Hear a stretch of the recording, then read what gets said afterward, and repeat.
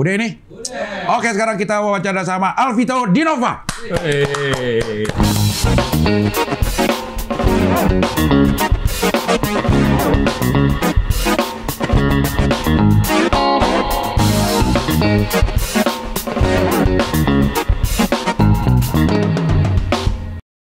Gua agak under pressure nih. Under pressure. Kok under pressure? Lu tenang. Lu belum pernah ngundang yang serius-serius gini kan? Lo kan nggak serius. Lo kan topeng yang belaka itu. Jadi kalau lo lihat dia lagi baca berita, itu topeng belaka. Kalau orang yang kenal dia pasti ketawa. Nih anak kok begini jadinya. Aduh. Iya, seneng jadi juga gue kesini nih. Gue sering nonton doang nih. Gue yakin sih nggak akan mungkin lah gue diundang ke acara kayak gini. anjay. Top lah pokoknya. Iya. Top Wawan Cadar. Top. Lo waktu dari SK terus selesai ngapain, Fit? Waktu dari SK cuma 6 bulan sih. SK tuh kan tutup 99 ya. Iya. Sebenarnya pergantian tahun lah. Tanggal 1 Januari 2000 tahun 2000 tuh. Iya. Orang memperingati milenium dan lain sebagainya tuh kita dipecat tuh. 6 bulan sebenarnya kita mau bikin radio lagi nih. Iya. Ada yang tertarik karena teman-teman tuh talentnya bagus gitu. Yang di Manggarai itu. Di Manggarai. Iya. Sebenarnya udah mulai ke arah sana tuh, cuman di tengah jalan kemudian ya akhirnya gue diterima di SCTV dulu Liputan 6. Ya udah, gue akhirnya misah, terus teman-teman akhirnya sempet siaran juga deh waktu itu. Terus ya akhirnya nggak jadi. Ya udah, habis itu gue jadi wartawan ternyata. Maksudnya gue kan lo kan radionya tuh radio humor ya SK ya. Terus masuk ke Liputan 6 itu. Gue juga sebenarnya salah sih Del, sebenarnya masuk SK tuh sebenarnya. Yang salah masuk SK apa masuk SCTV-nya? Gue yang salah masuk SK. Kalau menurut gue ya, gue itu di antara semua lulusan SK itu yang nggak jadi komedian tuh cuman gue sama Nugi. Nugi tuh lucu, tapi lebih bagus suaranya gitu. Jadi akhirnya dia menjadi penyanyi kan. Iya. Gua nggak lucu, nggak bisa nyanyi. Iya, akhirnya jadi wartawan. Tapi ya banyak pengalaman lah di SK tuh. Jadi di SK lu berapa tahun tuh? 3 tahun. 3 tahun. Jadi waktu itu gue masuk. Nah ini ada pesawat nih, sorry. Ada pesawat nih karena ini dekat Halim, Fit. Halim, Ya. 9 bulan. Iya. Aduh. Iya. Nah, gue masuk SK tuh juga nggak sengaja sebenarnya. Jadi suatu malam itu, ya lo tau lah kalau lo kan UI juga kan? Iya. Itu kan udah Desember tuh udah waktunya bayar SPP tuh. Iya. Waktu itu SPP gue tuh kalau nggak salah 409 sekian lah, hampir 500 gitu. Itu tahun 2000, tahun 95 ke 96. Semester 2 gue. Bokap gue bilang, ini gue cuma punya 200 nih. Lo cari sendiri deh sisanya. Gue mau cari kemana 300 gitu kan. Akhirnya ya udahlah, kiri kanan gue tahu kampus ngasih pinjaman ternyata gitu. Sempet diomelin juga lah sama Pudek 3 waktu itu. Lo hari terakhir lo minjem duit. Ya minjem duit abang aja lah kalau nggak duit kampus, duit abang aja. Tuh malam abis itu gue bilang gue harus kerja nih kalau gue mau tetap kuliah gitu. Gue harus kerja nih sambil gue belajar gitu ya. Gue dengerin SK, gue dari SMP Del dengerin SK. Jadi bener, lu, Mbak Diba, Daniel, Sigit, terus zaman opor ayam gue masih dengerin tuh. Jadi gue pendengar setia SK lah gue dari SMP tuh. Dan gue lagi dengerin SK waktu itu gitu. Terus dibuka lowongan gitu kan. Gue bilang, suara gue juga nggak karuan apa kagak jadi penyiar radio gitu kan. Lucu juga kagak, belum tentu kan gitu. Ya nekat aja lah gitu. Gue kirim, terus ya udah melalui beberapa seleksi proses gitu. Gue masih ingat banget tuh Mas Yus, terus Rafiq waktu itu, Boni yang ngetes gue. Sampai akhirnya proses tuh gue ingat banget Januari gue kirim, Juli gue udah masuk SK. Tapi waktu itu memang didedikasikan untuk DJ kan. Iya. Cuman kan DJ SK juga lucu-lucu semua. Lo Daniel Sigit nggak ada nggak lucu gitu. harus bikin jokes juga kan? Harus bikin jokes juga gitu. Yeah. Jadi dan zaman dulu jangan dipikirin kayak sekarang lo tinggal buka Google cari jokes ini ada gitu ya. Kita ada buku tebel gitu nyari ini mana yang udah dibaca, mana yang belum dibaca gitu kan. Ya udah akhirnya dengan upaya yang keras akhirnya ya gue survive lah selama 3 tahun ya sampai akhirnya SK tutup gitu. Penggemar lo banyak dong. Kan kayak ganteng lo sendiri Vito di SK. Suara merdu aja menipu kan semua penyiar SK tuh. Gini. Lo doang nih. Penyiar yang banyak fansnya tuh penyiar malam, Del. Lo nggak pernah dapat malam? Gua nggak pernah dapat malam. Gua dapat malam itu sama Joe. Dan acaranya tuh kayak semacam info, namanya tuh Info Mama. Jadi informasi trivial gitu. Ya tapi nggak ini juga kalau kayak misalnya Yaser sama Temon kan punya komik serem, terus Jaya tuh punya apa tuh namanya yang Horror Night, Toto punya apa tuh namanya TJ, pokoknya itulah. TJ Mami, iyalah. Ya pokoknya itulah. Jadi penyiar malam itu kan prosesnya tuh siaran, habis itu nungguin telepon. Waktu itu telepon tuh cuma ada 2 saluran aja pokoknya. Kalau udah dipakai pasti udah sampai jam 3 apa segala macam gitu. Nah gue tuh seringnya apa namanya ada pesawat lagi tuh. Halim. 4 bulan anak 2 bulan. Mudah-mudahan nggak prematur. Ya udah gue kebanyakan tuh siaran siang. Jadi gue siaran jam 12 sampai jam 2 jam 2 sampai jam 4 namanya SK Top Airplay namanya. Jadi itu musik aja, acara musik. Terus kemudian gue acara pagi. Nah, itu agak ada prestasi lah gue tuh acara pagi. Tapi waktu gue siaran pagi itu lagi efisiensi banget tuh Del. Jadi waktu itu lagi krismonnya banget tuh. Jadi akhirnya siaran sendiri dan siaran sendiri ya dengan berbagai upaya lah gitu akhirnya. Nggak lucu sih menurut gua. Kalau siaran pagi itu kan sebenarnya kan prime time ya. Zaman Eko sama Ulfa lu juga sempat siaran pagi kan gitu. Nah gua sempet siaran gua sama Toto, abis itu gua sama Boni itu agak lumayan tuh, abis itu di cut gitu. Udah pokoknya lu 2 hari, si Boni 3 hari siaran sendiri-sendiri gitu. Ya udah. Gua sih merasa bahwa apa namanya level humor, sense of humor gue di SK tuh naik, tapi gue masih menganggap gue masih belum nggak lucu sih sebenarnya. Tapi terdidik gak sih apa namanya darah-darah jurnalistik di SK? Yang lu dulu ada yang suruh wawancara sini, wawancara kemana-mana gitu juga ada? Pernah. Itu bosnya Boni tuh galak banget. Galak banget. Dan dia kan waktu itu udah kerja di Republika kan, di koran. Udah tuh, gue pernah wawancara, diomelin sama dia. Lo ngapain wawancara SPG, dia bilang. Kan gue kan minta tanggapan publik, ngapain lo wawancara SPG? SPG kan publik juga ya. Soalnya kalau kata teman-teman yang dideketin SPG, tunggu pulang kerja. Iya. Masih zaman nggak tuh lo dikirimin makanan sama pendengar, dikirimin barang sama pendengar? Jarang sih. Del, puncaknya itu udah lewat Del, zaman gua Del. Waktu zaman gua itu kita bisa bilang the boat is sinking gitu. Itu sayang sih sebenarnya. Kalau menurut gua sih ada manajemen yang harusnya bisa dikembangin lebih bagus lagi. Jadi yang kayak gitu-gitu tuh eskawan yang datang tuh udah yang nggak levelnya lu di zaman Paku Buwono atau di mana Pasaraya. Pasaraya ya. Tapi kan secara pendengar dia tetap banyak mungkin. Cuman secara marketingnya memang agak jadul lah, nggak waktu kekejar. itu juga kalau nggak salah power kita nggak terlalu gede ya. Power kita nggak terlalu gede dalam artian gini, jangkauan mungkin tapi suara udah nggak terlalu enak lah dibandingin sama kompetitor lain mungkin ya. Gitu. Tapi beberapa kali nyangkut yang salah sih. Artinya kan di level tertentu ya lu bayangin aja ya, kita satu grup sama si Bibi.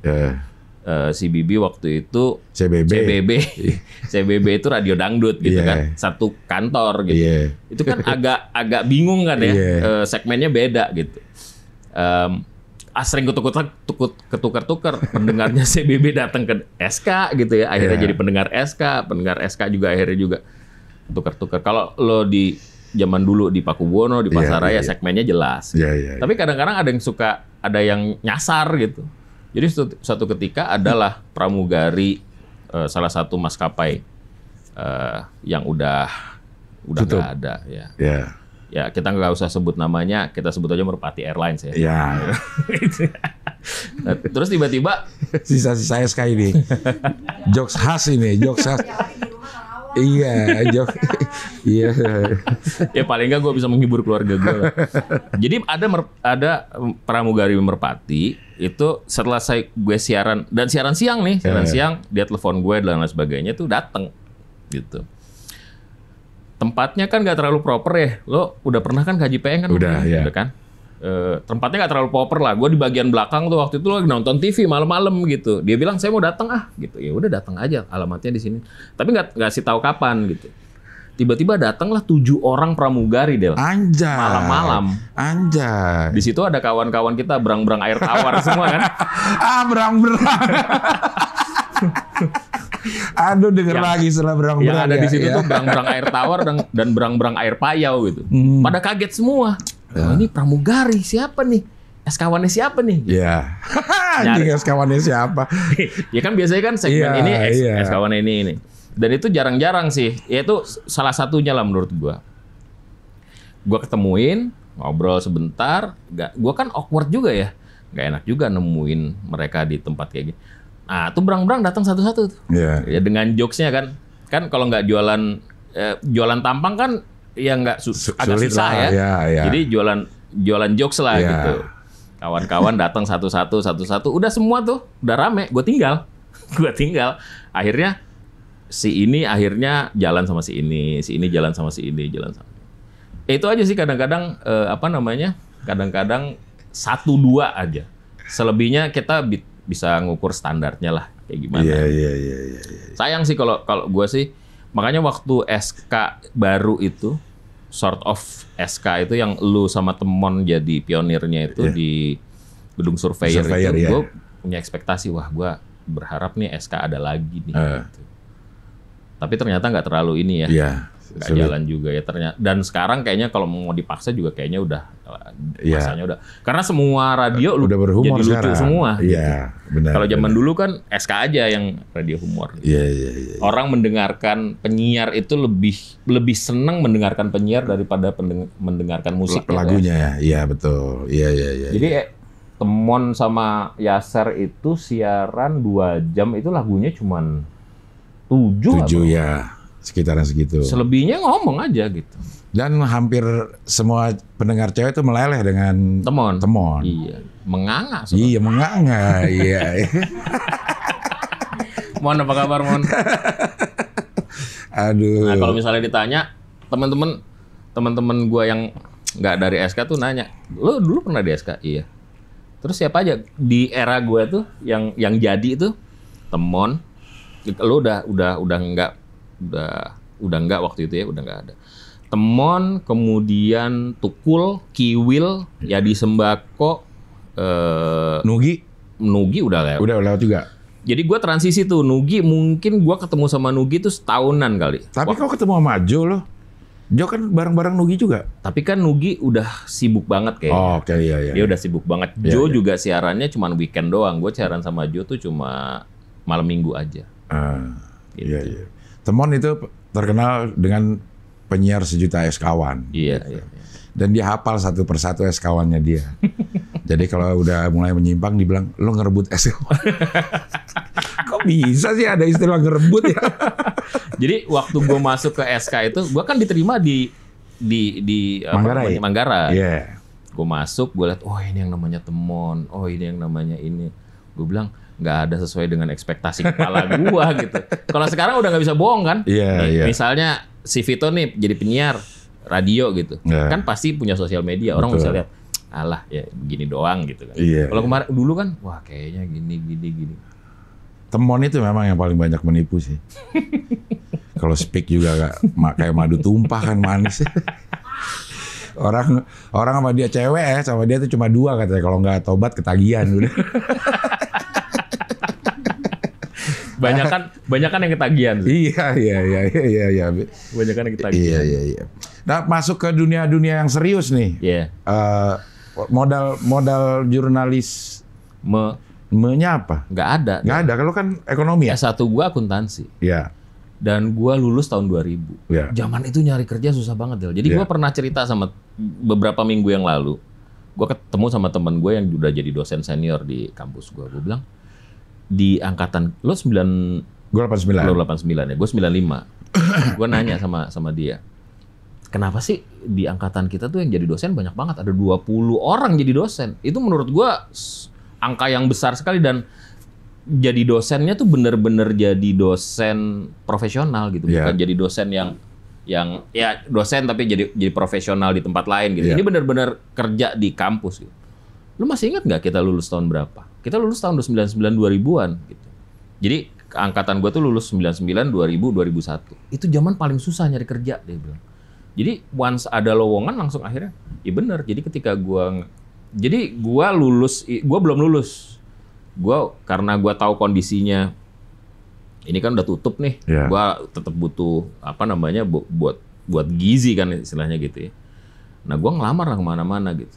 Itu semua dengan disiplin ilmu gue waktu itu tuh nggak dapet. Yang nerima gue cuma 2, dua-duanya media, SCTV sama Metro. Waktu itu Metro baru mau buka. Nah, karena berita, dan waktu itu kan kita lagi rame-ramenya reformasi, jadi gue ngikutin berita lah, otomatis kan. Jadi semua yang ditanyain tentang pengetahuan tentang berita itu gue paham gitu. Tapi kalau ditanya teknis jurnalistik, gue pasti nggak ngerti gitu. Jadi gue di Metro diterima pada akhirnya, di SCTV diterima pada akhirnya. Tapi SCTV duluan tanda tangan kontrak, Metro 1 minggu kemudian setelah gue tanda tangan kontrak di SCTV. Dan gue pikir karena yang dibuka lowongannya adalah menjadi presenter kan. Gue pikir tuh sama kayak SK, jadi cuman siaran, bacain berita, pulang gitu. Dan gue pikir itu bukan jadi pekerjaan utama lah, itu jadi kayak side job lah gitu. Ternyata enggak. Jadi ketika gue diterima di SCTV, ya udah lo bukan siaran ya, lo diterima sebagai reporter dulu. Ya udah gue turun ke lapangan. Hari pertama itu gue ngeliput. Waktu benar-benar gue turun ke lapangan ngeliput, itu bom meledak di rumah kedutaan Filipina di Menteng situ lah. Itu hari pertama gue ngeliat tuh langsung mayat tercabik dan lain sebagainya, datang ke kamar mayat apa segala macam. Dan selama proses itu ya gue jadi jurnalis beneran nih. Tapi ternyata gue menikmati itu, ternyata proses itu gue nikmatin gitu. Gue kan masuk 2000 bulan Agustus kalau nggak salah. 6 bulan gue jadi wartawan kriminal. Itu urusan kejahatan dan lain sebagainya, dan habis itu 2 bulan aja jadi reporter untuk masalah-masalah sosial. Habis itu masuk ke desk politik. Udah mulai dari tahun 2021 itu politik terus gue sampai sekarang. Lo jadi moderator 2 kali ya, Pilpres? Moderator Pilpres itu 2019, 2000 sekarang 2023. Itu apa sih ininya kriterianya yang dipilih?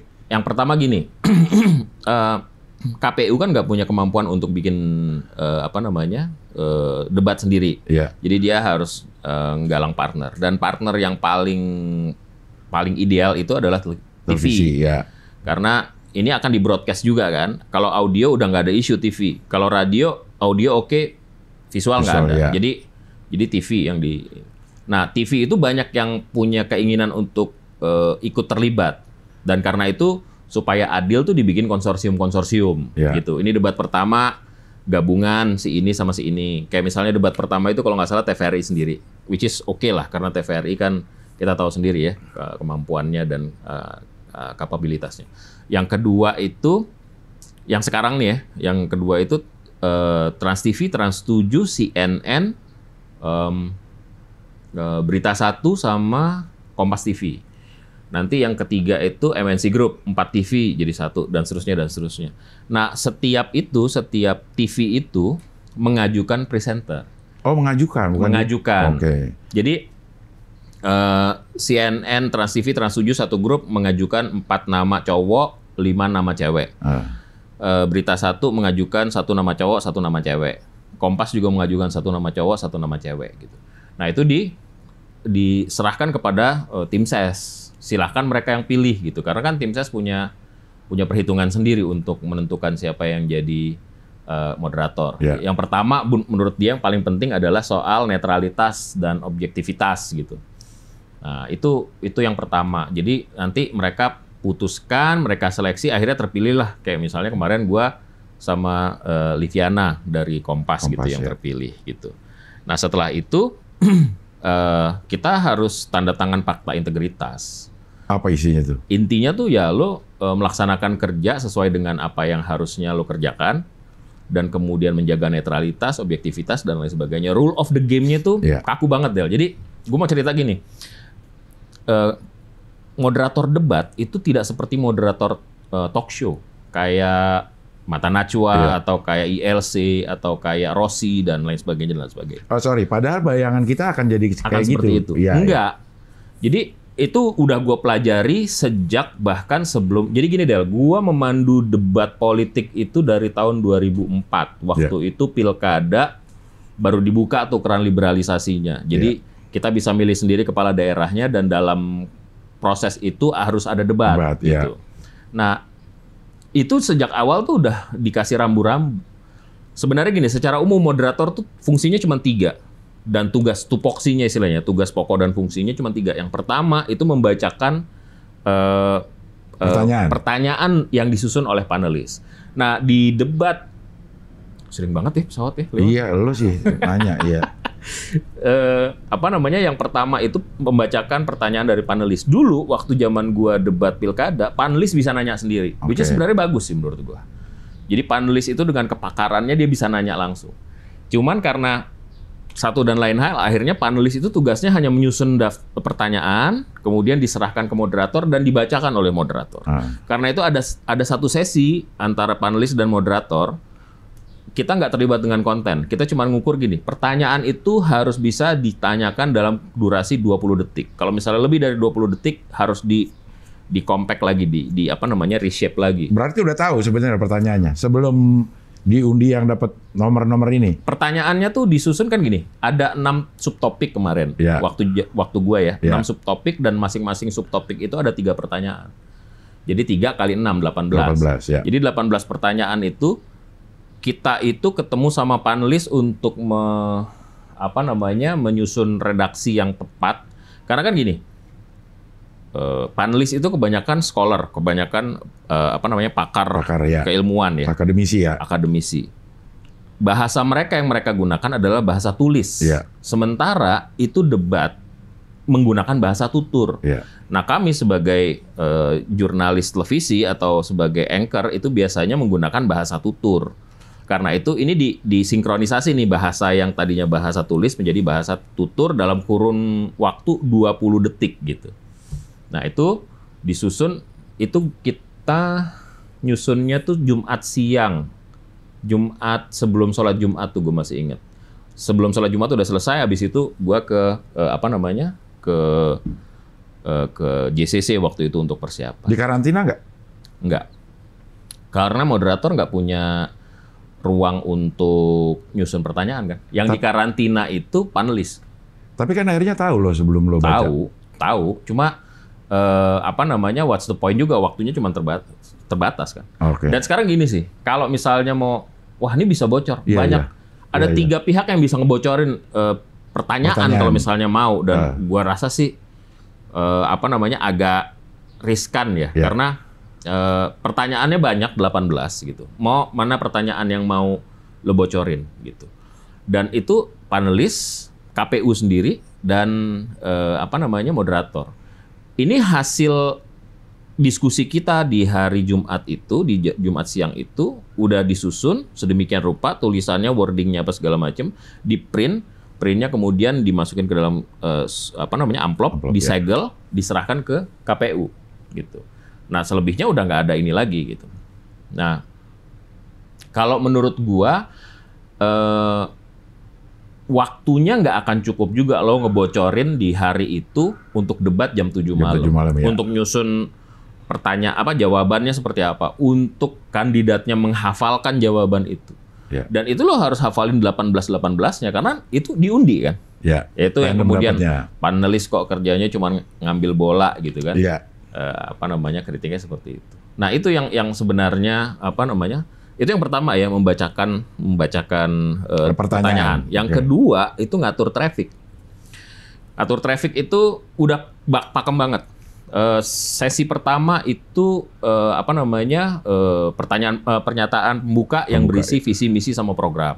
Itu durasinya 4 menit kalau nggak salah. Ada countdown-nya juga. Ada countdown-nya. Yeah. Yang kedua itu pertanyaan yang disampaikan oleh moderator, pertanyaan panelis yang disampaikan oleh moderator dijawab oleh kandidat, ditanggapi oleh kandidat lain gitu ya. Durasinya tuh kaku, Del. Yeah. 1, 2, 1, 1, 1 gitu. Nah, sesi ketiga itu antar kandidat. 1, 2, 1, 1. Jadi satu bertanya, misalnya lo kandidat yang challenge gua. Yeah. Gua sebagai kandidat ini menjawab 2 menit. Lo nanti menanggapi jawaban gua lagi.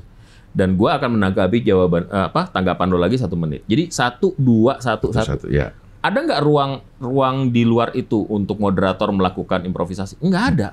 Karena itu di luar. Nggak boleh atau gimana? Nggak boleh. Jadi tugas moderator, makanya gue bilang itu yang pertama, yang kedua ngatur traffic. Iya. Yang ketiga yaitu mohon tenang. Fungsinya itu aja. Jadi kemarin tuh sempat ada dalam masa moderator mohon tenang. Jadi castingnya coba ayo ngomong mohon tenang. atau bilang gini, sebentar sebelum Anda menjawab ada pesawat lewat. Kita dekat Halim. Mohon tenang ya. Jadi cuma 3 itu. Jadi orang nanya, lu kan harus bisa. Iya, kayak misalnya gini. Banyak orang yang komplain tentang posisi gua waktu itu, kalau nggak salah Gibran bertanya kepada Caimin. SGEI itu. SGEI. Ya. 1 menit kesempatan untuk bertanya gitu. 2 menit kesempatan untuk menjawab pertanyaan itu. 1 menit akan ditanggapi oleh Gibran, 1 menit menanggapi Caimin menanggapi Gibran. Yeah. Nah, pertanyaan sudah disampaikan. Kita bisa nggak gua nanya SGI itu apa singkatannya? Bisa. Cuman itu tidak dalam kapasitas gua, ada hal-hal yang dibatasi. Mungkin itu bagian dari strategi yang dilakukan oleh tim Gibran untuk melempar itu. Iya. Makanya lo bilang kalau nggak dipakai nih 2 menitnya habis nih. Iya. Kalau dipakai buat bertanya. Iya. Gua harus jelasin itu. Karena kalau misalnya gua bilang SGI itu singkatannya apa? Wah, yang nomor 2 bisa marah sama gua. Lo apa urusannya ya, lu? Ya. Tapi kan moderator sebenarnya itu kan. Supaya debat jalan gitu. Akhirnya di debat selanjutnya dibuka ruang itu. Oh, moderator boleh. Moderator boleh meminta kejelasan. Itu cuman singkatan loh. Singkatan. Jadi kayak misalnya gini ya. Ini sekaku ini gue mau ceritain sama lo. Iya. Pertanyaan yang disampaikan, pertanyaan dari panelis yang disusun, disampaikan tuh hanya 1 kali, Del. Nggak boleh diulang. Oke, iya. Karena kalau diulang, ya dianggap nanti orang bisa mikir dan lain sebagainya. Sekaku itu. Yang kedua, kita nggak boleh nanggepin apapun. Jadi dalam diskusi paslon, gua nggak ikut waktu itu, hanya tim penyelenggara sama TV penyelenggara sama paslon, sama tim SES, sama KPU. Ada wacana begini, moderator bisa mendalami lebih jauh pertanyaan dan bisa menjelaskan kalau pertanyaan itu tidak sesuai dengan topik atau pertanyaan itu datanya salah. Wah, oke, kalau misalnya itu dibuka, itu artinya debat kita akan setara dengan debat di Amerika. Iya. Gitu. Di debat di Amerika itu kan dibikin setenang mungkin, nggak ada tuh pendukung yang dibikin di acaranya di kampus, yang datang itu akademisi, mahasiswa dan lain sebagainya. Gitu. Nggak ada tepuk tangan dan lain sebagainya. Dan moderator diberikan keleluasaan untuk mengatur jalannya debat gitu. Dan nggak ada countdown loh. Tapi moderator sudah menghitung, kalau misalnya kita dengerin debat Amerika tuh, Waktu Anda sudah ngomong 2 menit, waktu Anda sudah habis, saya akan harus serahkan kepada kandidat yang lain. Itu bisa saja terjadi kalau kesepakatannya seperti, dan menurut gue sih harusnya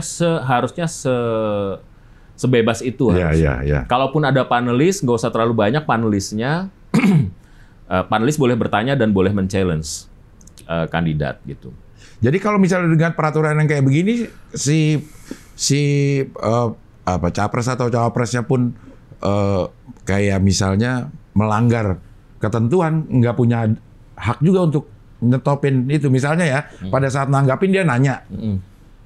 Lah ya, makanya gue cerita nih. Debat pertama, Del, teman kita itu moderator, cowok dari TVRI, itu sempat mengingatkan salah satu capres. Karena waktu itu harusnya dia bertanya, tapi kemudian dia menanggapi atau dia memberikan statement. Nah, diingetin nih sama teman kita nih. Maksudnya kan baik kan? Ya. Anda harusnya bertanya nih. Ya. Bukan memberikan statement. Kita ingetin gitu. Maksudnya apa? Supaya lu jangan salah juga. Posisi lu harusnya saat ini bertanya. Gitu. Itu dikomplain sama tim ses. Hampir dengan sangat keras dan ada ancaman mau disu secara pidana. Lah, kok bisa? Ya kan aturan itu kan bisa diterjemahkan sedemikian rupa sehingga bisa saja itu dilakukan. Tapi kayaknya sih nggak dilakukan. Tapi gue mau cerita bahwa sekaku itu fungsi dan tugas moderator. Jadi tantangannya ya paling ya kalau ada kondisi komplikasi seperti di debat kedua kemarin itu. Jadi orang banyak komplain ke gue, susah ya untuk gue jelasin.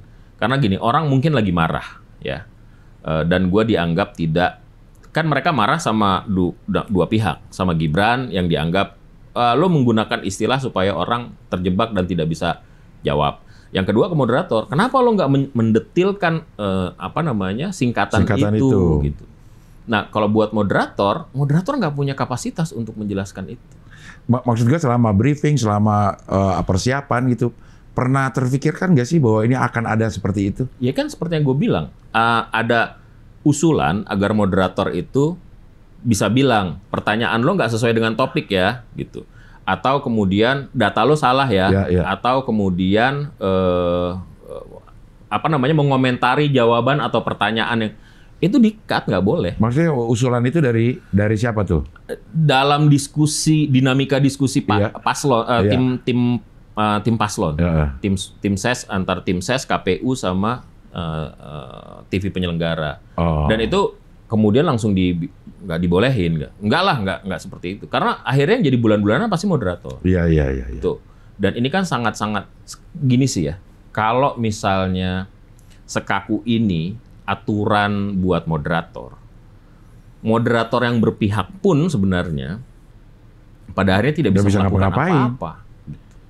Nah, yang gue lakukan itu gue mengingatkan Caimin untuk lo nanya tentang itu lo udah makan waktu untuk menjawab pertanyaan itu 2 menit. 2 menit itu. Kalau lo mau menggunakan silahkan. Gitu. Nah, itu yang kemudian dikomplain. Which is gue bisa pahami lah keresahan-keresahan itu. Makanya kalau menurut gue kita harus sepakat bahwa debat itu harusnya dipakai untuk ajang memahami kandidat sebenarnya. Misalnya pertanyaan singkatan itu mungkin tidak bisa dijawab, tapi publik bisa menilai bahwa pertanyaan jenis itu ditanyakan berarti kandidatnya bagaimana. Kemudian kalau misalnya pertanyaannya tidak sesuai, ini kan strategi. Kalau udah kayak gini kan orang main strategi. Kayak gini deh, kayak ada beberapa pertanyaan yang disampaikan terus nggak dijawab. Moderator nggak punya kewenangan ini. Kita cuma bisa bilangin waktu Anda masih ada, mau dimanfaatkan. Kita nggak bisa bilang Anda tidak menjawab pertanyaannya, Pak. Nggak bisa. Kan harusnya moderator. Harusnya, tapi nggak bisa. Berarti namanya bukan moderator kali, timekeeper doang. Bisa. Makanya gue bilang dengan sekaku ini ruang untuk moderator melakukan improvisasi, melaksanakan kerja sebagai moderator sesuai dengan nomenklaturnya itu tidak terjadi. Bahkan sampai kayak Pak Mahfud kemarin malah ngingetin jadi berfungsi sebagai moderator. Anda belum menjawab pertanyaan. Iya. Tapi ya ini mungkin bagus lah ya, artinya ini kan kita sudah melampaui. Ini masih lumayan deh. Di awal-awal tahun 2004-2009 nggak ada interaksi antar kandidat. Jadi kayak bacain visi misi doang udah. Bacain visi misi, nanti jawab pertanyaan panelis, tapi nggak ada interaksi antar kandidat. Di beberapa kabupaten, kota, dan daerah yang pernah gue pegang. Tapi bacain pertanyaan panelis, jawab pertanyaan panelisnya langsung bertanya. Iya. Lebih enak begitu dong. Bisa aja. Tapi kan ini kan bukan debat antara kandidat dan panelis. Sebenarnya. Iya betul juga sih ya. Di Amerika nggak ada panelis, iya. kandidat aja. Jadi kalau misalnya datanya pun salah, ya udah publik bisa menilai.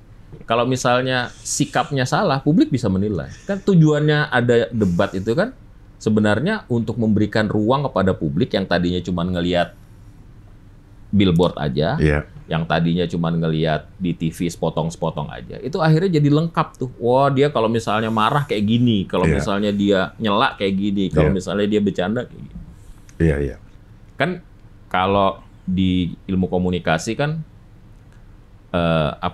bagaimana kita menyerap pesan itu kan 50% lebih itu dari bahasa tubuh. Betul. Dari sesuatu yang bukan berasal dari penjelasan verbal gitu. Tuh kan jadi serius. Iya, nggak pernah dengar wacanda seserius ini. Nggak apa-apa, malah bercandanya di sini ya. Kayak misalnya yang kayak dengan format yang sekarang gitu ya. Akhirnya orang yang nonton itu harus cari-cari data sendiri, ini bener apa enggak yang diomongin. Iya. Baru besoknya bisa kelihatan gitu. Atau dibantu sama media. Media itu melakukan fact check. Iya. Itu udah ada tuh sekarang. Bener nggak yang dibilangin bahwa ini bisa, misalnya Muhaimin bilang akan ngebangun 40 kota. Mungkin nggak sih membangun 40 kota seperti Jakarta. Abis itu kan kalau nggak salah ditanggapi bukan membangun dari nol tapi juga memperbaiki dan lain sebagainya gitu. Iya. Nah itu yang dilakukan, fact check itu yang dilakukan. Ya, kalau menurut lo yang ideal harusnya gimana?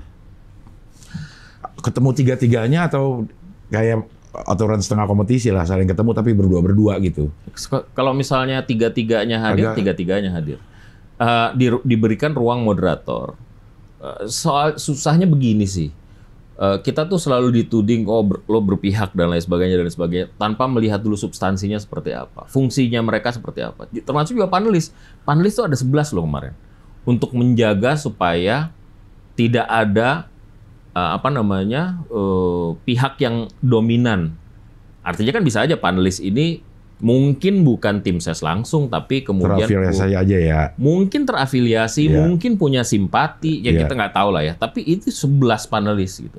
Nah kalau di debat di daerah yang waktu gua bikin dulu, itu panelis paling 3 yang memahami topik politik, sosial sama ekonomi ya. gitu. Harusnya sih kalau misalnya mau benar-benar liberal ya, mau benar-benar terbuka, ya tiru gaya Amerika. Dan nggak boleh baper. Siapapun nggak boleh baper. Ya calonnya pasti nggak boleh baper, paslonnya nggak boleh baper, pendukungnya nggak boleh baper. Tapi pertanyaannya Indonesia udah siap belum untuk itu? Gitu. Nggak baper ya. Pada saat break ngapain sih? Pada saat break, ini lo ngapain tuh lo? Gua di tempat. Di tempat aja? Nggak boleh kemana-mana juga? Bisa kemana-mana, cuman kan gua menghindari, kan gini ya, itu kan sebenarnya kan circle gua sebenarnya. Iya. Tim ses itu gua kenal semua. Yeah. Alhamdulillah paslon-paslon itu gua deket semua, gitu ya. Baik yang di depan maupun di belakang. Yeah. Kalau gua turun, gua ketemu sama satu orang misalnya tim ses 3 atau tim ses 1 gitu. Yeah. Orang ngeliat, ngapain ya dia ngobrol-ngobrol ya? Yeah. Ya mendingan gua akhirnya di sini aja. Gua di tempat aja, paling gua cuman ngebreak 1 kali ke toilet waktu itu. Ya paslon-paslonnya ngapain? Boleh ke toilet, boleh paslon ke belakang. Paslon ke belakang. Nomor 1 sama nomor 3 tuh ke backstage. Mereka disediain backstage, jadi bisa briefing. Itu kan durasinya lama ya, breaknya tuh 6 menit ya. Yeah. Tapi tim paslon 2 itu tetap ada di tempat. Mereka nggak keluar. Gitu. Jadi 1 sama 3 ke belakang, 2 itu di tempat. Bahkan yang menarik itu Mas Gibran itu waktu mau membacakan closing statement itu, dia di podium. Pada saat break? Dan dia ngafalin gitu. Oh. Jadi artinya dia mendalami ya. Kalau ngafalin nanti gue salah lagi kan. Wow. Jadi dia mendalami. Ini serba susah nih. Mendalami hafalannya. Serba susah. Jadi dia tuh benar-benar di tempat. Karena itu dia komplain. Di closing statement, yang lain bisa baca. Iya. Gue nggak baca sendiri. Gitu. Sementara yang lain tuh komplain. Kenapa Gibran bisa maju?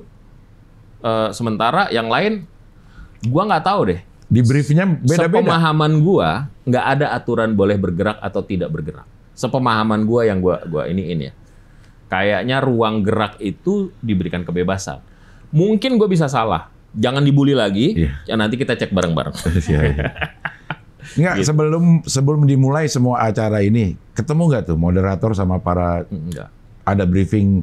Sama paslon? Sama paslon? Enggak. Sama si... Kita tuh benar-benar disekat, urusan kita tuh hanya dengan KPU sama TV penyelenggara. TV penyelenggara ngatur teknis, tim KPU tuh cuma mengingatkan lo terikat pada kode etik gitu. Dan ini sih sebenarnya gini, ini kan baru 2 pemilu ini moderator menggunakan moderator profesional. Iya. Moderator profesional itu artinya mereka yang hari-hari kerjanya jadi moderator, moderasi, jadi news anchor dan lain sebagainya, pemandu talk show. Sebelumnya kan dipandu oleh pakar ya. Iya. Ada pakar hukum untuk bidang hukum, ada pakar dan lain sebagainya gitu. Bahkan Pak Anies juga pernah jadi moderator. Nah di bidang ini sebenarnya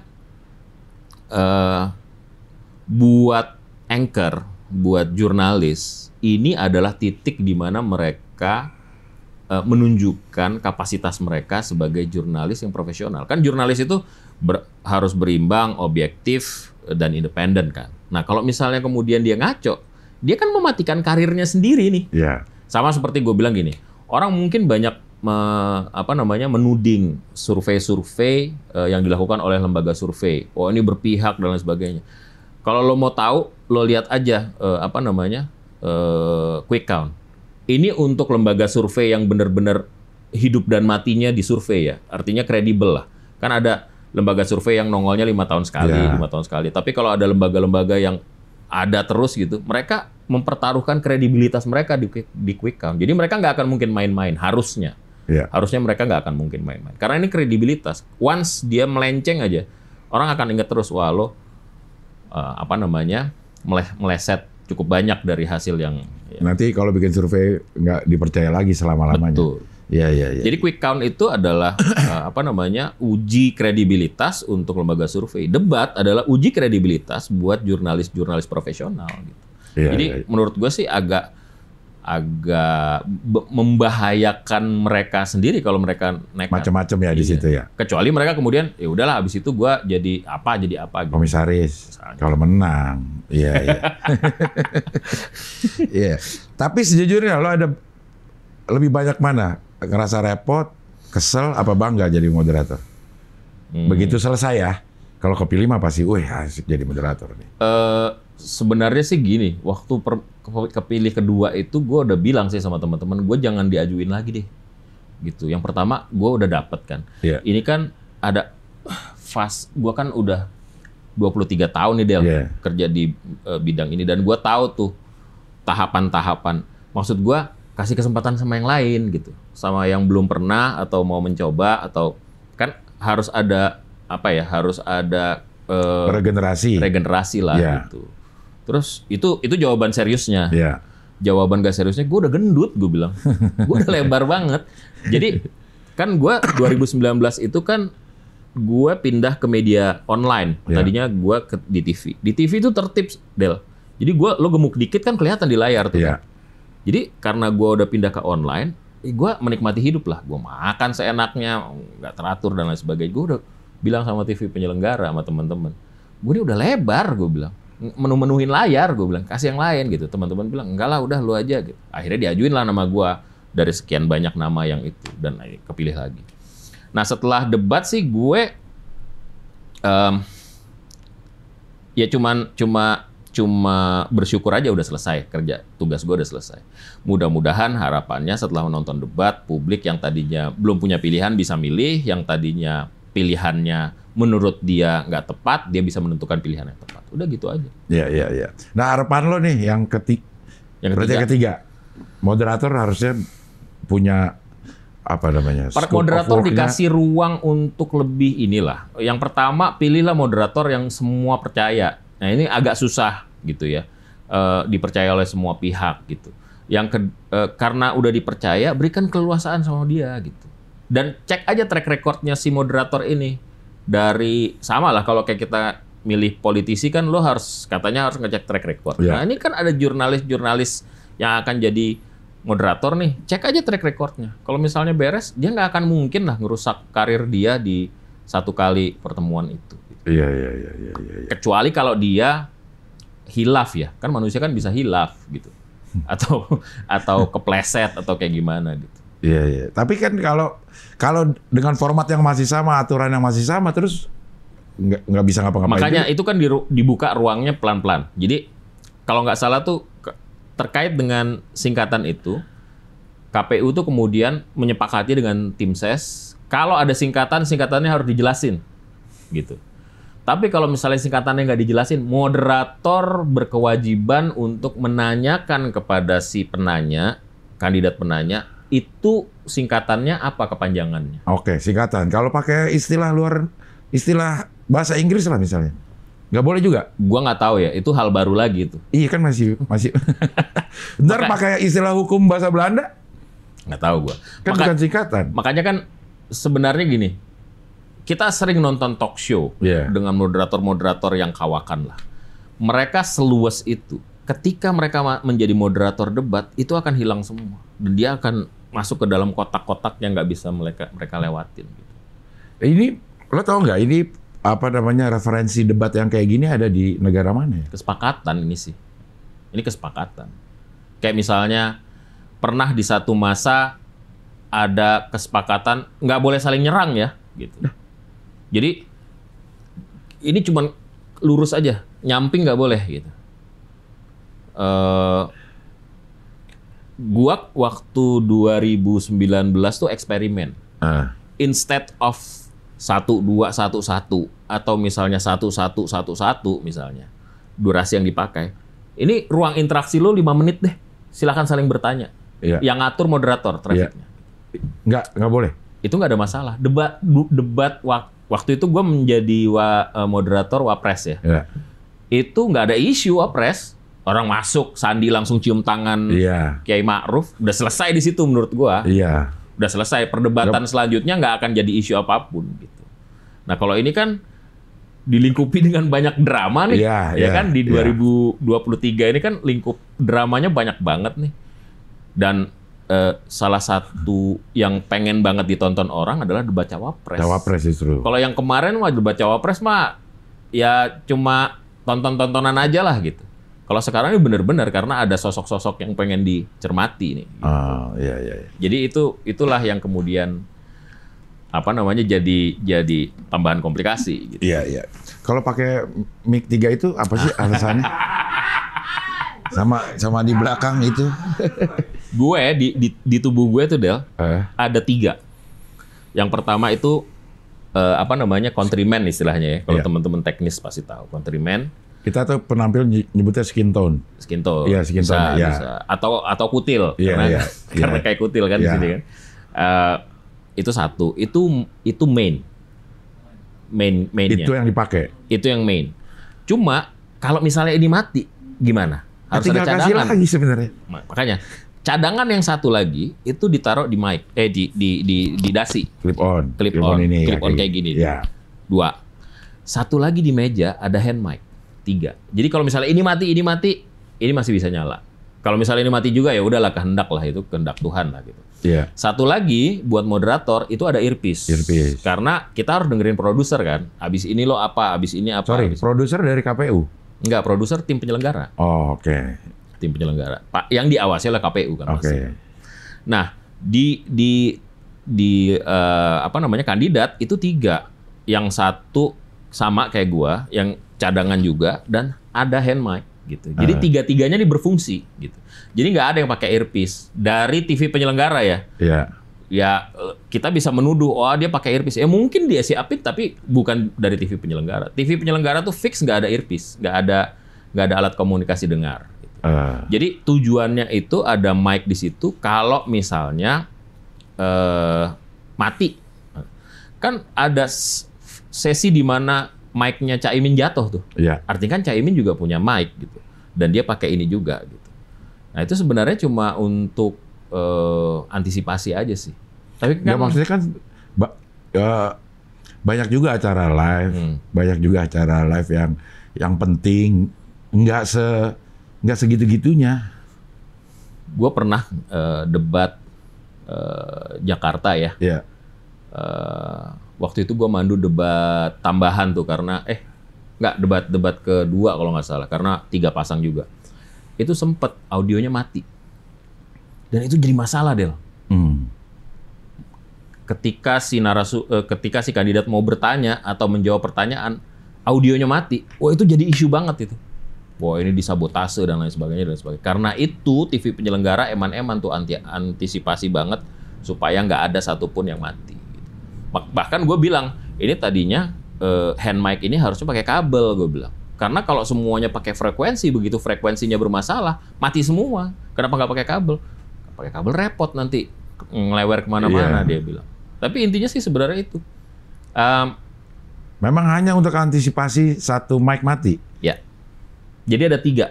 Ya. Kalau di tempat gua itu, gua pegang 1, utama, cadangan, hand mic cadangan. Wireless hand mic cadangan. Nah, mungkin mungkin Gibran itu ngelihatnya ada mic ya, dia biasa pakai mic barangkali, misalnya. Gue juga nggak tahu. Tapi di podium itu ada mic. Jadi ada fase ada scene di mana mic-nya Caimin tuh jatuh gitu. Jadi orang harusnya tahu bahwa ada hand mic juga di situ. Iya. Jadi kemungkinan nggak di briefing sebenarnya. Harusnya tim ses briefing ya. Udah tahu. Nggak usah pakai hand mic gitu. Udah tahu. Tapi kan lu mau pakai hand mic juga, yang penting kan fungsinya nyala. Iya. Iya kan? Lu mau pakai hand mic kayak mau pakai ya. Tapi memang agak aneh sih. Maksudnya agak aneh. Bisa. Kayaknya baru di situ deh. Kan banyak acara live lain juga yang kemungkinan akan rusak juga. Antisipasinya ada, tinggal ganti. Disodorkan hand mic biasanya ya. Biasanya tinggal disodorkan hand mic gitu. Iya. Tapi kan itu mengganggu. Iya. Dan ini gua nggak tahu ya, demokrasi kita tuh sensitif banget. Sensitif banget gitu. Demokrasi kita tuh sangat kaku dan sensitif banget gitu. Tingkat ketidakpercayaan kita kepada itu sebenarnya kawan-kawan semua nih. Iya. Apalagi 2023 yang tadinya gabung akhirnya misah, yang tadinya ini jadi ini sebenarnya kawan-kawan semua nih gitu. Tapi level distrustnya tuh tinggi banget. Jadi ya ini juga mungkin buat mungkin gue sih berharap kita nih yang ada di bawah, di grassroots, mungkin ngasih contoh buat yang atas kita, supaya kita bisa memberikan nuansa demokrasi yang lebih santai, yang lebih luwes. Karena kan kita masuk ke era yang baper banget sih, gitu. Iya. Ini nggak hanya fenomena di Indonesia, di Amerika juga sama waktu itu, gitu. Ya, tapi ya seperti itulah bagian dari demokrasi yang harus kita lewatin ya. Iya. Jadi setelah lo terlibat di yang kedua udah nggak terlibat lagi sampai nanti selesai? Harusnya enggak ya. Kecuali kalau misalnya ada beberapa teman-teman yang terlibat lagi. Kayak Ira Kusno kalau nggak salah 2 kali waktu 2019. Gitu. Gue sih berharap yang lain lah ya, yang dapat kesempatan. Bahkan gue bilang sama teman-teman, udah ya, ini gue udah yang terakhir dah. Yang 2029 cari yang lain aja lah gitu. Kalau masih ada debat. Masih ada debat. Masih lah pasti debat ya. Iya. Nah kalau lo sebagai seorang jurnalis melihat kondisi yang sekarang debat ya, khusus debat ya. Format yang ideal menurut lo, nggak usah pakai angka Amerika sekarang deh. Dengan segala keterbatasan kita, dengan segala kearifan lokal kita tuh debatnya kayak gimana sih? Lebih ngobrol sih menurut gua. Ngobrol aja. Lebih enak ngobrol. Jadi dibikin suasananya nggak sekaku seperti sekarang, ada podium. Duduk aja di meja kayak gini. Gitu. Ngobrol aja. Kan beda ya, Del. Kalau misalnya kita ini jarak nih. Iya. Jarak itu kan menentukan keintiman juga. Betul. Kalau lo duduk seperti ini kan lo nggak akan mungkin bisa bisa sekaku itu. Gitu. Iya. Dengan moderator yang yang luas gitu. Iya. Dan formatnya dibikin lebih Indonesia lah. Jadi istilahnya tuh bukan debat karena lu sendiri kan yang lu sorry, sebentar. Ini deket masjid ya. Oke, tadi terputus pertanyaannya, yang ideal menurut lo gimana kalau di debat di Indonesia ini? Karena Cing Abdel itu bilang satu tagline yang itu. Ini kan gak usah ada debat, no debat. Enggak, ya kalau mungkin debat itu sekarang gini deh, apakah budaya kita itu terbiasa dengan debat misalnya? Yeah. Kalau misalnya nggak terbiasa, ya udah diskusi aja, ngobrol. Iya. Misalnya kita bikin format sedemikian rupa, ngobrol aja satu sama lain. Kalau misalnya nggak bisa terima sama debat, ya udah sendiri-sendiri aja udah. Atau kata debat itu memang konotasi di kitanya itu lebih ke negatif, orang berdebat. Mungkin kalau di luar negeri kita nggak tahu budayanya apa, mendengar kata debat itu ya sebuah hal yang biasa. Kan orang bule itu kan bilang we are agree to disagree kan. Yeah. Artinya mereka udah masuk ke fase kita boleh nggak sepakat, tapi ya gue tetap menghargai lo. Kalau kita tuh nggak bisa kayaknya. Kalau misalnya lo nggak sepakat, berarti lo berseberangan sama gue dan kita nggak bisa bersatu gitu. Sementara kalau di luar negeri mungkin bisa ya. Makanya harus dipikirin sih, masih perlu ada debat apa enggak. Kalau misalnya tujuannya untuk mendalami sampai sejauh mana sih pribadi si kandidat, mungkin bisa menggunakan format lain. Dan itu sudah dilakukan sama banyak sekali media ya, baik media online, podcast, sama televisi gitu, media arus utama. Tapi ada aja nggak datang. Karena ya kan nggak wajib. Yang wajib kan debat KPU gitu. Iya. Ya. Untuk tahu bagaimana calon kita ini, kita harus nyari sendiri. Kalau mau ada yang disediain yang di KPU. Tapi bentuknya begitu. Iya. Ya harus jadi pertimbangan maunya kayak gimana gitu. Karena ada beberapa kandidat yang siap aja. Anytime lah bentuknya kayak gimana, sok aja, ayo aja gitu. Masalahnya tim sesnya oke nggak? Pendukungnya sama nggak cara berpikirnya sama dia? Kayak misalnya kemarin gue langsung nanya sama tim Caimin ya. Karena gue kan banyak diserang seolah-olah gue tidak memberikan favor dalam tanda kutip ke Caimin gitu. Gue nanya sama tim sesnya Caimin. Karena kenal semua ya, karena seperti gue bilang teman semua nih gitu. Ada masalah nggak sih itu? Enggak, kita udah nganggep itu nggak ada isu sih. Ya yang kita sayangkan kenapa nggak ada penjelasan dari singkatan itu aja. Tapi kita nggak menyasar moderatornya, dibilang. Dan sebelum gue debat itu, gue wawancara sama Caimin.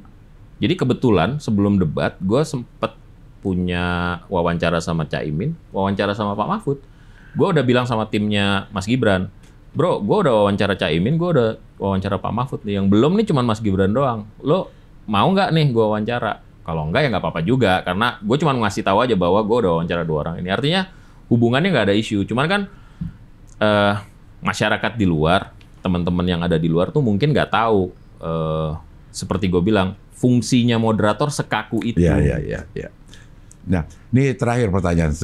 Lo sebagai seorang penampil juga, performer juga, penyiar juga, tahulah ada orang-orang yang grogi di event sebesar itu dengan perhatian orang segede itu gitu. Dari 3 yang kemarin, menurut lo yang paling grogi siapa? Gue nggak bisa jawab itu. Tapi lo lihat nggak ada yang grogi? Ada. Ciri-cirinya dah. Atau inisialnya deh. Atau ini partai pendukungnya deh. Ini kayaknya hidup gue nggak jadi lebih gampang. Tapi emang ya, maksudnya intinya gini sih Del, dengan format debat seperti ini, persiapan dan strategi itu menjadi penting. ya. Nah kemarin itu di debat kemarin itu ada yang persiapannya menurut gua nggak terlalu cukup gitu. Ada orang yang siap sekali sehingga akhirnya ekspektasi orang tuh wah ternyata begini ya. Ya, Padahal gue pikir tadinya begini gitu. Ya. Nah itu penting banget. Jadi apapun ya yang namanya debat itu persiapan itu perlu. Apalagi kemarin topiknya topik ekonomi yang Ya. urusannya tuh nggak yang day to day. Dan kalau misalnya topiknya yang lain-lain, kita masih bisa menggunakan retorika-retorika Ya. kosong gitu ya. Ya. Yang apa namanya normatif-normatif. Tapi kalau ekonomi kan lo harus nyebutin angka ada ya. faktanya dan lain sebagainya. Jadi gue bilang sih kemarin itu mungkin sebenarnya kalau dari sisi kualitas paslon itu nggak akan mungkin grogi. Dia menjadi grogi karena persiapannya kurang. Karena nggak siap. Karena yang tadinya dia pikir apa namanya tidak seperti itu, lawannya berbalik gitu. Iya. Kadang Itu sih. ngelihat mungkin lawannya tidak diprediksi akan seperti itu. Betul. Kayak kita ada komik dah. Ada beberapa penampil gitu. Kita lihat penampil sebelum kita gergeran. Itu grogi jadinya. Betul. Walaupun kita udah siapin. Betul. Tapi ya itu kan kembali ke karakter ya. Kalau komika itu kan punya persona ya namanya. Ya. Dan dia kan hidup dari personanya dia seperti itu. Gitu. Perkara yang penting lo udah persiapan, perkara gagal atau berhasil kan sama kayak orang dagang juga. Lo buka warung hari ini bisa laku, tukang bakso tukang es misalnya jalan pagi masih terang, terus ternyata mendung dan lain sebagainya.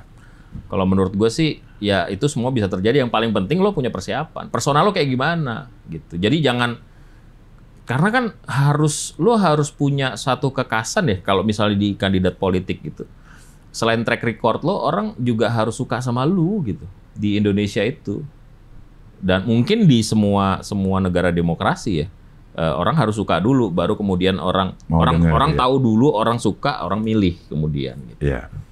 Gua rasa sih itu. Jadi mungkin di debat cawapres selanjutnya, ini kan tanggal 7 tuh debat capres. Nah, yang keempat tuh debat cawapres. Ini akan lebih seru menurut gua. Akan lebih seru, gimmick-nya akan lebih banyak. Iya. Orang yang tadinya kita berpikir akan gergeran gitu kan. Iya. Ada kandidat yang sosoknya nih lucu, menarik nih kalau gergeran nih dia. Iya. Ya kan? Tapi ternyata enggak bahkan properti aja nggak cukup gitu misalnya gitu. Atau kalau dalam stand up tuh ada istilah try to be funny. Emang kita pengen kelihatan lucu, cuma jangan trying hard to be funny. Mungkin disiapkannya terlalu lalu, jadi akhirnya nggak keluar juga. Bisa. Tapi siapa itu? Gua sih kandidat nomor 4. Moderator. Gini ya. Kan stand up itu berawal dari keresahan dan cara pandang kita terhadap sebuah keresahan ya. Itu sebenarnya bisa dipakai sama kandidat sih menurut gua. Kalau misalnya ngomong ekonomi, lu mulai dari keresahan lu aja apa gitu. Semenit awal lah kalau kita di stand up tuh 30 detik udah harus ada ger. Gua sih ngebayangin ya kandidat ngomong muncul tiba-tiba silakan visi misi Anda. Assalamualaikum, selamat malam semuanya. Gue kadang-kadang suka bingung ya. Mulai kayak gitu. Gue nggak ngerti deh sama Indonesia sekarang ini gitu.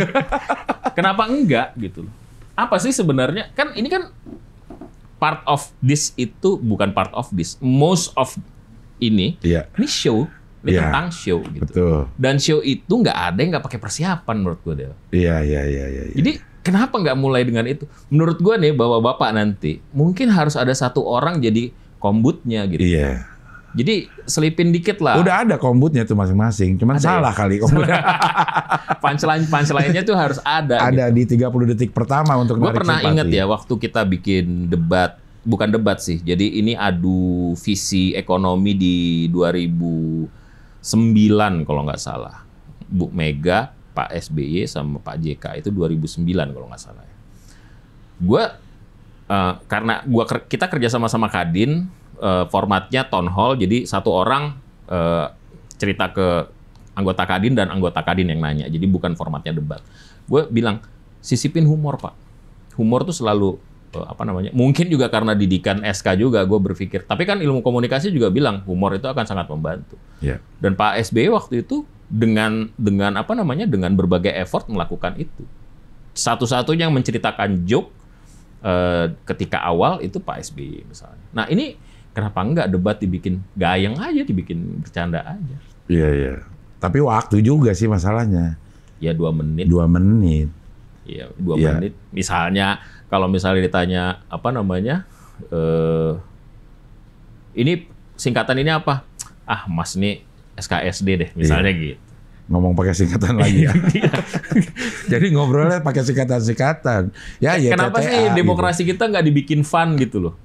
Substansi oke, tapi dibikin fun lah gitu. Dibikin santai gitu, debat itu.